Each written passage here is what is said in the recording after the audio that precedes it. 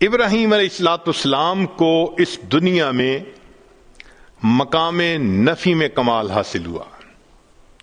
ابراہیم علیہ السلام کو اس دنیا میں مقام نفی میں کمال ہوا. انہوں نے ما سوا کی نفی کر دی. فرمایا ان صلاتی و نسکی و محیای و مماتی للہ رب العالمین. اور پھر فرمایا کہ میرے یہ حکم ہوا وما انا من المشرکین، اور میں مشرکین میں سے نہیں ہوں. انی وجہت وجہی للذی فطر السماوات والارض حنیفا وما انا من المشرکین. تو نفی کر دی انہوں نے معبودوں کی. ایک اللہ کے اوپر ایسا ایمان تھا کہ ما سوا کے بتوں کو توڑ کے رکھ دیا. یہ ابراہیم علیہ السلام کے اس دنیا میں کمال تھا. مقام نفی میں جتنا کمال ان کو حاصل ہوا اتنا کسی کو حاصل نہیں ہوا. چنانچہ ایک وقت وہ بھی آیا کہ جب دنیا کے اسباب تو چھوٹ گئے تھے، جبرائیل علیہ السلام مدد کرنے کے لیے آئے کہ میں آپ کو آگ سے بچاؤں. اللہ کا حاجہ. تو ابراہیم علیہ السلام نے فرمایا کیا میرا پروردگار جانتا ہے کہ میں اس حال میں ہوں؟ انہوں نے کہا ہاں اللہ تعالیٰ جانتے ہیں. فرمانے لگے حسبی سؤالی علمہ بحالی، کہ اللہ رب العزت جانتے ہیں میں کس حال میں ہوں. اس بات نے مجھے تجھ سے مدد مانگنے سے منع کر دیا. میرا رب جو جانتا ہے میں کسی کی مدد نہیں چاہتا. جب اللہ نے انتہا دیکھی نا ابراہیم علیہ السلام کی نفی کی، فرمایا و ابراہیم الذی وفا، ابراہیم تو بڑا وفادار نکلا. تو نے وفا دکھا دی کہ واقعی بندے کو ایسا ہونا چاہیے اپنے مالک کے ساتھ. تو ابراہیم علیہ السلام کو مقام نفی میں کمال. اور یہ بات ایسے نہیں کہ زبانی کہی جا رہی ہے، اس کی تصدیق اس پروردگار نے کی جو سینوں کے بھید جانتا ہے. چنانچہ ابراہیم علیہ السلام کے بارے میں اللہ فرماتے ہیں ان ابراہیم کان امہ قانتا للہ حنیفا ولم یک من المشرکین، اور وہ مشرکین میں سے نہیں تھے. اللہ رب العزت کا کسی کے بارے میں کہہ دینا کہ ان میں شرک نہیں تھا، اس کو نفی کا کمال نہ کہیں تو اور کیا کہہ سکتے ہیں. اس لیے فرمایا میرے محبوب وما کان من المشرکین. ابراہیم علیہ السلام مشرکوں میں سے نہیں تھے. آپ ان کی ملت کی پیروی کیجئے. ثم اوحینا الیک ان اتبع ملت ابراہیم حنیفا وما کان من المشرکین. تو ابراہیم علیہ السلام وہ شخصیت ہیں کہ جن کو بائی نیم اللہ نے کہا کہ وہ مشرک نہیں تھے. یہ مقام نفی میں کمال ہے، اور یہ صرف ابراہیم علیہ السلام کا تذکرہ ہے قرآن پاک میں. تو ابراہیم علیہ السلام جو خلیل تھے ان کو کس میں کمال حاصل ہوا؟ مقام نفی میں. یعنی ما سوا جو باطل معبود ہیں ان کی انہوں نے کامل نفی کر کے دکھا دی. اور اللہ کے محبوب صلی اللہ علیہ وسلم کا معاملہ وہ کچھ اور ہے. ان کو اللہ نے مقام نفی میں بھی کمال عطا فرمایا اور مقام اس بات میں بھی کمال عطا فرمایا. ذرا غور کیجئے گا، مقام نفی میں بھی کمال عطا فرمایا اور مقام اس بات میں بھی کمال عطا فرمایا. وہ کیسے؟ ہم اور آپ جتنے ہیں نا، ہمارا ایمان بن دیکھے. اب بن دیکھے اور دیکھے میں فرق تو ہوتا ہے نا. یہ تو نہیں نہ ہو سکتا کہ بھئی انسان دیکھ لے اور اس میں اس کو کوئی اضافہ محسوس نہ ہو. خود نبی علیہ السلام نے فرمایا کہ الشاہد یرا ما لا یرا الغائب، کہ غائب جو چیز نہیں دیکھ سکتا وہ دیکھنے والا دیکھ لیا کرتا ہے. ایک حدیث پاک میں نبی علیہ السلام نے فرمایا لیس الخبر کالمعائنۃ، دیکھنا اور ہے اور خبر کو ماننا اور ہے. ہمارا جتنا بھی ایمان پکا ہو، مگر مومن کا کامل جو ہوگا نا مقام، وہ جنت میں رویت باری تعالی پر منحصر ہے.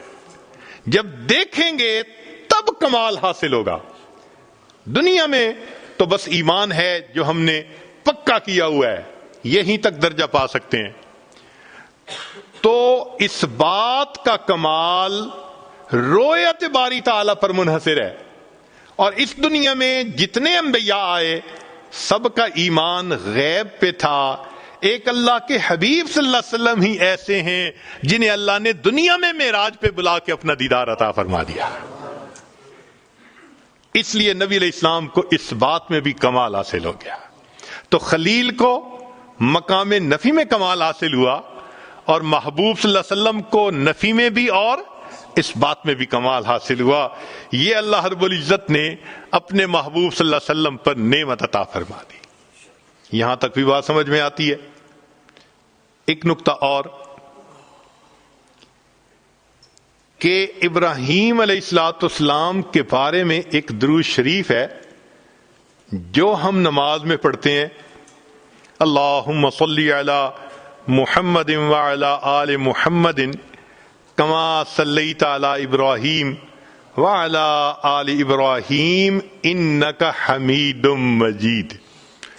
تو یہ درود شریف تو بتاتا ہے کہ کچھ تو نعمت ایسی تھی جو ابراہیم علیہ السلام پر اللہ نے عطا فرمائی جس کو پانے کی تمنا اللہ کے محبوب صلی اللہ علیہ وسلم کے دل میں بھی تھی. بھئی درود شریف بتا رہے ہیں نا کہ اللہ جیسے ان پر, ان کے آل پر رحمت نازل فرمائی, محمد صلی اللہ علیہ وسلم ان کی آل پر بھی نازل فرما دیجئے. تو کچھ تو ہے نا اندر کہ جس کو طلب ہے دل میں, تمنا ہے دل میں. تو بھئی کیا تھا؟ یہ نقطہ جلدی سمجھ میں نہیں آتا. چلیں کچھ سادے لفظوں میں کھولنے کی کوشش کرتے ہیں.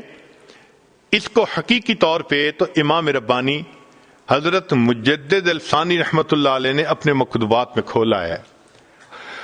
دل خوش ہوتا ہے اس کی تفصیلات کو پڑھ کر. تاہم قصہ مختصر یہ ہے کہ محبت دو طرح سے ہوتی ہے. ذرا غور فرمائیے گا. محبت دو طرح سے ہوتی ہے. ایک کو کہتے ہیں محبت ذاتی, کہ ذات سے محبت ہو, جیسے ماں کو بیٹے سے ہوتی ہے. اپنے بیٹے سے ہر ماں کو محبت, معذور ہو, کمزور ہو, شکل رنگ کا جیسا بھی ہو, ماں کو محبت ہے. یہ محبت ذاتی کہلائیں گے. اور ایک محبت صفاتی ہوتی ہے کہ صفات کی وجہ سے محبت کا ہونا.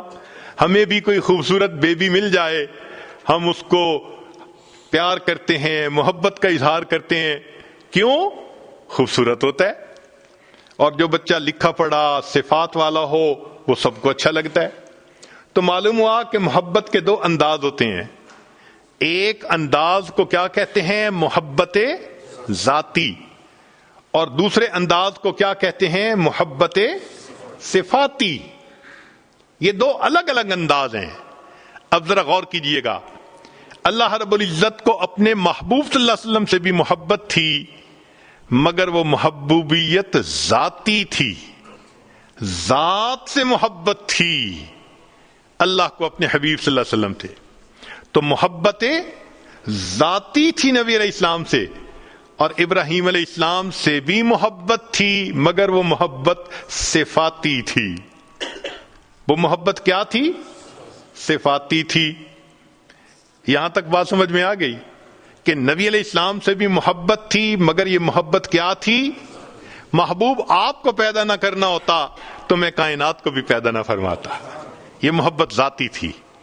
اور ابراہیم علیہ السلام سے بھی محبت تھی, اور وہ محبت تو جو محبت ذاتی تھی اس کو محبوبیت کہا, اور جو محبت صفاتی تھی اس کو خلت کہہ دیا. اب سنیے کہ نبی علیہ الصلوۃ والسلام پھر درود شریف یہ کیوں پڑھا کرتے تھے. وجہ یہ ہے کہ جو ذات سے محبت ہو تو اس بندے کی تمنا یہ ہوتی ہے کہ میرے اندر صفات بھی پوری آ جائیں تاکہ میں کامل ہو جاؤں. تو محبوبیت ذاتی والے کی تمنا ہوتی ہے کہ میرے اندر محبوبیت صفاتی بھی کامل آنی چاہیے تاکہ میں کامل محبوب بن جاؤں. یہ وہ تمنا تھی اللہ کے نبی علیہ الصلوۃ والسلام کے دل میں، جس وجہ سے فرمایا کرتے تھے اللہم صلی علی محمد وعلی آل محمد کما صلیت علی ابراہیم وعلی آل ابراہیم انک حمید مجید. اے اللہ، جو محبوبیت صفاتی ان کو عطا فرمائی تھی اس دنیا میں مجھے بھی اس میں کامل کر دیجئے تاکہ مجھے محبوبیت ذاتی حاصل، میں اس دنیا میں محبوبیت صفاتی بھی حاصل کر کے دنیا سے چلا جاؤں.